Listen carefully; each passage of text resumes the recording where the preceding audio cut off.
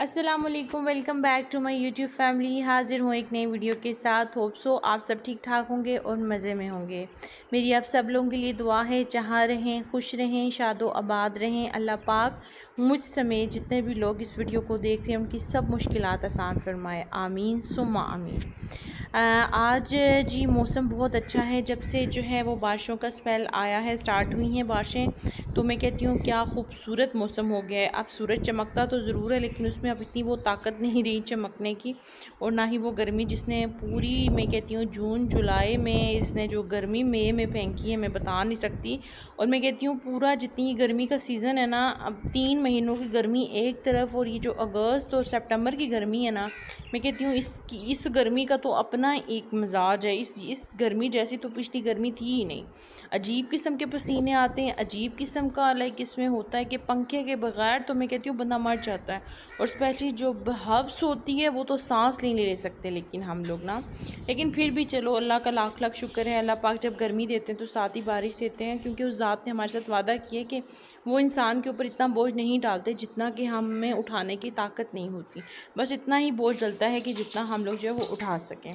चलें जी, मौसम की मुनासिबत से मैंने कहा चलें, रात को बनाई थी मैंने जो है वो दाल, तो दाल पड़ी हुई थी थोड़ी सी, तो मैंने कहा चलें हम थोड़ा सा तड़का लगाते हैं पकोड़ों के साथ, क्योंकि मौसम बड़ा अच्छा है तो चलें कुछ ना पकोड़े बना लेते हैं। तो पकोड़े तो आपको पता है बड़ी हमारी देसी सी रेसिपी है, हर घर में पकोड़े बनते हैं। हाँ, हर बंदे की थोड़ी बहुत चेंज होती है। तो मैं बड़े सिंपल से पकोड़े बनाती हूँ। आलू प्याज में हल्का सा नमक मिर्च और डाल के थोड़ा सा इसमें मैं थोड़ा सा ज़ीरा भी डालती हूँ, अजवाइन डालती हूँ और खुश धनिया डाल देती हूँ। अगर आपके पास ग्रीन धनिया हो तो आप वो भी ऐड कर सकते हैं बीच में, लेकिन अगर नहीं है तो कोई बात नहीं है।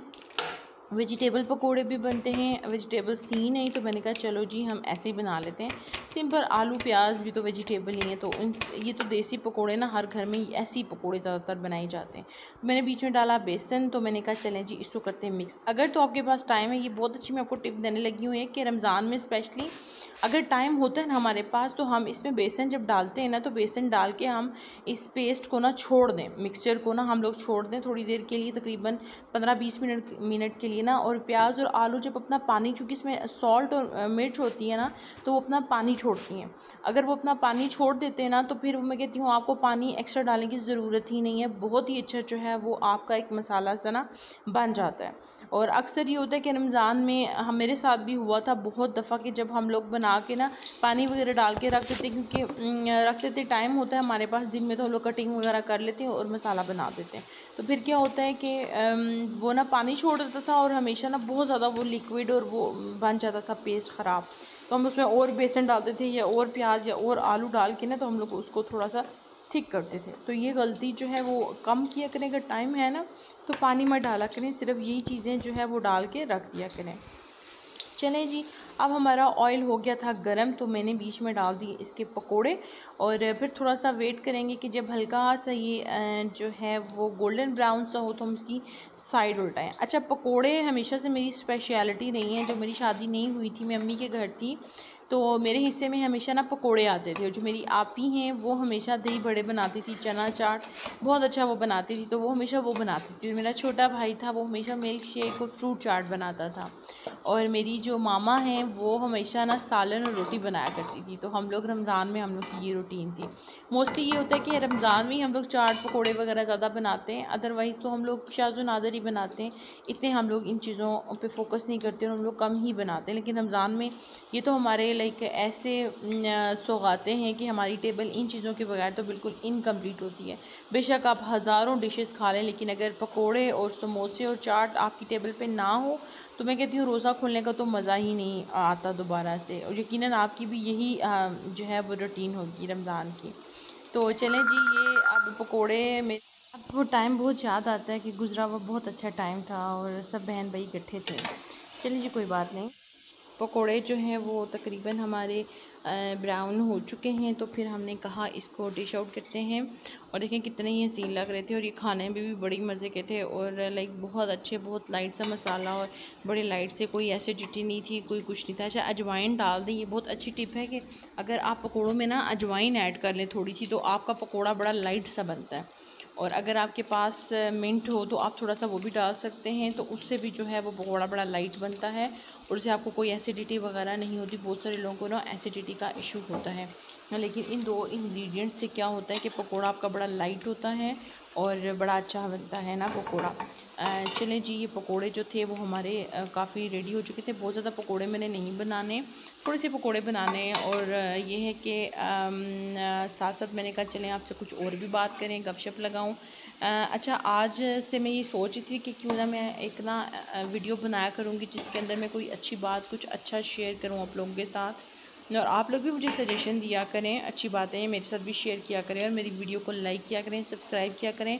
आप लोगों को देखें कुछ भी नहीं जाता, बस मैंने देखा है कि आजकल के दौर में बहुत ज़्यादा मोबाइल जो है ना वो इन हो चुका है। हर मैं कहती हूँ बुज़ुर्ग, औरत, बच्चे के हाथ में कुछ हो ना हो, मोबाइल उनके हाथ में लाजमी होता है। और यकीन करें मैं खुद भी ना, जो न्यू यूट्यूबर्स होते हैं, बड़े बड़े तो यूट्यूबर्स को हमारी ज़रूरत नहीं होती, उनको हमारी सपोर्ट की ज़रूरत नहीं होती, लेकिन मैं सब्सक्राइब करती हूँ उनके चैनल में, उनका कंटेंट देखती हूँ, मैं लाइक करती हूँ, मैं वीडियो को लाजमी शेयर करती हूँ, क्योंकि ये बड़ी मोटिवेशन होती है। और मैंने ना कुछ टाइम बीच में अपनी व्लॉग्स डालना, वीडियो डालना मैंने छोड़ दी थी। मैं बड़ी डिसहार्ट सी हो गई थी। मैंने कहा यार कोई देखता ही नहीं है मेरी वीडियोस, तो क्या फ़ायदा मैं इतना टाइम निकालती हूँ वीडियो, क्योंकि ये जब मैं देखती थी ना हम लोगों की वीडियो, तो मैं समझती थी शायद बड़ा आसान सा काम है और बड़ा इजी टास्क है, बड़ा इजी सा हो जाएगा, लेकिन आप बिलीव करें वेरी डिफ़िकल्ट टास्क। और साथ साथ काम करना, और मेरे मोबाइल का स्टैंड भी टूट गया है, तो मोबाइल को साथ मैंने हैंडल करना और साथ अपना काम भी करना और आप लोगों के साथ बातचीत भी करना, तो टू मच डिफ़िकल्ट, इतना मुश्किल होता है कि बाज़ों का तो मैनेज नहीं हो रही होती चीज़ें, लेकिन समहाउ करना पड़ता है। हम लोग रिकॉर्ड कर रहे होते हैं और वो काम जो हमारा 5 मिनट में होता है, बिलीव इन मी, और अगर आप उसको रिकॉर्डिंग करें तो वो काम आपका, मैं कहती हूँ 20-25 मिनट उस काम में लग जाते हैं, क्योंकि हमारे एक्स्ट्रा और बहुत से ना 7 काम खुल जाते हैं। तो चलें जी, आते हैं दोबारा टॉपिक की तरफ। और टॉपिक मेरा ये था, आज मैं हसद पे बात करूँगी आप लोगों के साथ कि कभी भी किसी से हसद ना करें। अल्लाह ने आपको जो नवाजा है, अल्लाह ने हमें बहुत सारी नेमतें दी हैं।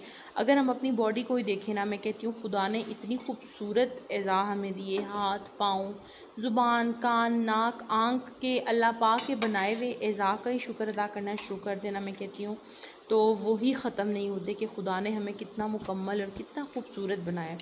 और खुदा ने हमें हर नेमत से नवाजा, हर रहमत से नवाजा। हम माशाल्लाह माशाल्लाह इतना अच्छी ज़िंदगी गुजार रहे हैं। और हमेशा अपने से नीचे लोगों को देखें, अपने से ऊपर लोगों को मत देखें, अपने से नीचे लोगों को देखें और किसी को कॉपी मत करें। जो आपको अल्लाह पाक ने दिए अपनी चादर के मुताबिक जो है वो अपने पाँव हमें फैलाने चाहिए। और जो लोग नहीं करते ना, वो दूसरों को देखते हैं, वो हसद करते हैं।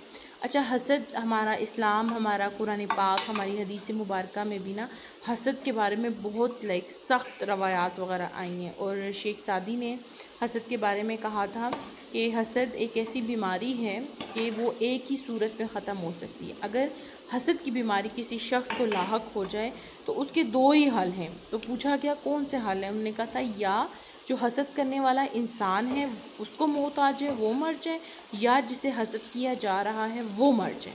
दोनों में से कोई एक मरेगा तो ये बीमारी ख़त्म होगी, अदरवाइज़ ये बीमारी कभी ख़त्म नहीं होती, ये बीमारी बढ़ती जाती है। और अच्छा, हसद करने वाले के बारे में ये बोलूँ कि वो किसी का कोई नुकसान नहीं कर रहा होता, वो आप बिलीव करें वो खुद कोड़ रहा होता है, वो अंदर ही अंदर ना वो कुड़ता रहता है, वो कुड़ता रहता है, तो उसकी ज़िंदगी में सुकून नाम की कोई चीज़ नहीं रहती। तो कभी भी हसद मत करें, दूसरों की खुशियों में हमेशा खुश हों, खुशियाँ बांटें और ऐसे बनें कि लोग आपसे फ़ायदा उठाएं, ना कि आप किसी के लिए नुकसान का बायस बने। चलें जी, पकौड़े भी हमारे अब ऑलमोस्ट ख़त्म हो चुके हैं, तो अब जो है मैंने सोचा कि साथ साथ क्यों ना मैं रोटियां भी बना दूं।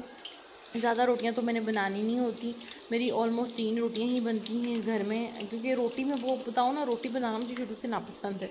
रोटी मैं शौक़ से नहीं बनाती। हाँ, सालन वगैरह बनाना मुझे पसंद है, उसमें एक्सपेरिमेंट्स करना, उसमें नई नई डिशेस बनाना, और ये चीज़ें मुझे अच्छी लगती हैं, सालन पकाना।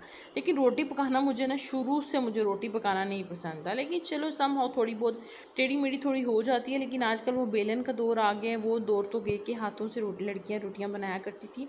अब रोटियां लड़कियां ना बेलन से बनाती हैं, तो मैं यकीन करें उससे भी इतनी खास, इतनी प्यारी बनती, रोटियां टेढ़ी हो ही जाती हैं, लेकिन चलें गुजारा करते हैं।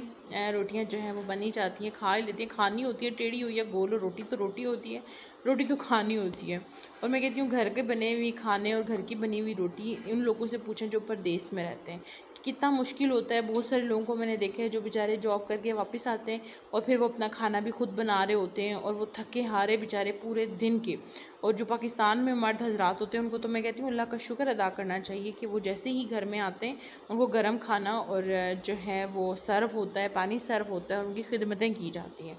और परदेश तो वैसे भी बड़ा मुश्किल होता है और ऊपर से इस तरह की सख्तियाँ हों, इस तरह की परेशानियाँ हों तो और भी मुश्किल लगता है। लेकिन परदेश को शौक़ से तो नहीं जाता, परदेश बस मुश्किल से ही जाते हैं। हर बेचारा बंदा रोज़ी की तलाश में। पाकिस्तान के हालात आप लोगों के सामने हैं। बस मैं तो दुआ करती हूँ अल्लाह पाक हमारे मुल्क के हालात अच्छे कर और हमें एक ऐसा लीडर दे जो हमारे बारे में सोचे, जो हम पाकिस्तान का फ़ायदा करे। क्योंकि अगर पाकिस्तान के हालात ठीक होंगे तो फिर हम लोगों के भी हालात ठीक होंगे।